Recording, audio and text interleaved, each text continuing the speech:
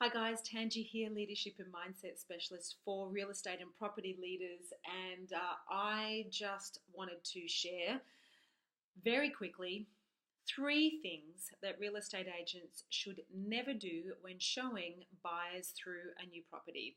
These three things happened to my husband Lincoln and I just yesterday, and we were left gobsmacked, so much so I just want to shoot a quick video on it because I couldn't believe it. So, yesterday in the morning, I had a wisdom tooth pulled out, was feeling a bit ordinary. It's why I look semi-shabby chic.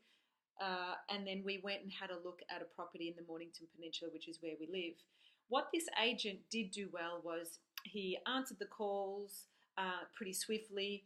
We couldn't make the open for inspection time on Saturday, and he opened the home for us at the time it really worked for us yesterday. So that was great. Here is what didn't work.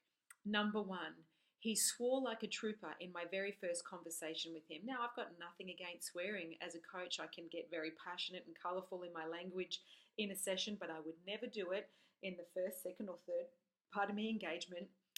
We don't have a background of relatedness, but he was dropping the F-bomb, and then the second call dropped the C-bomb and was calling me mate, and it just kind of was a little uncool. So don't swear. You don't have a relationship to do that yet, or permission. Number two, don't make moves on the lady or the wife in the partnership. Now, this guy yesterday, when we met him in the driveway, he shook Lincoln's hand, he shook my hand, pulled me in like Donald Trump, leant in and kissed me on the neck, eyeballed Lincoln and said, "Sorry to covet your wife, mate." Like, what the hell is that? Lincoln and I just like looking at each other and did that. Like, what is happening here? And then third, we walk up the stairs, we go and have a look at the home, and this agent's pocket was ringing at least every 10 minutes. First of all, turn your phone off. Your job is to represent the house and represent the vendor and be really present and connect. And you can't do that when your phone and your pocket of your jacket is ringing.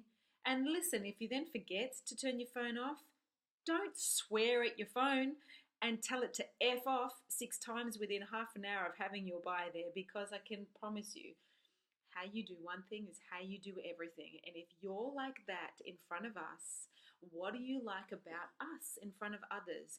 What do you like about your vendor? There is no way I would let an agent like that do business with and for me, ever.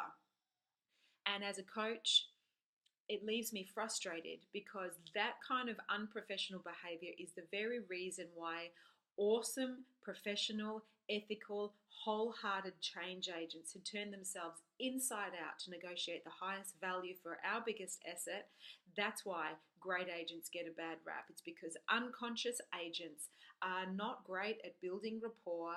They think they can just do it how they want. I'm not saying don't be you, but lift your game. And this is why many agents in the industry get a bad rap, and I don't think they deserve it. And it's one of the main reasons why I went from being a vendor to a coach, because I believe we need to raise the standards.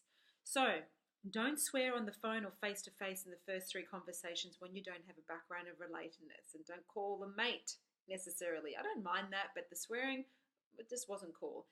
Don't make moves on the wife or the lady. That's poor form. And 3, don't tell your ringing phone to F off. Turn it off, be present, do your job, and serve with some consciousness. That's my tips on what not to do as a real estate agent when showing a buyer through a potential property. Rant over.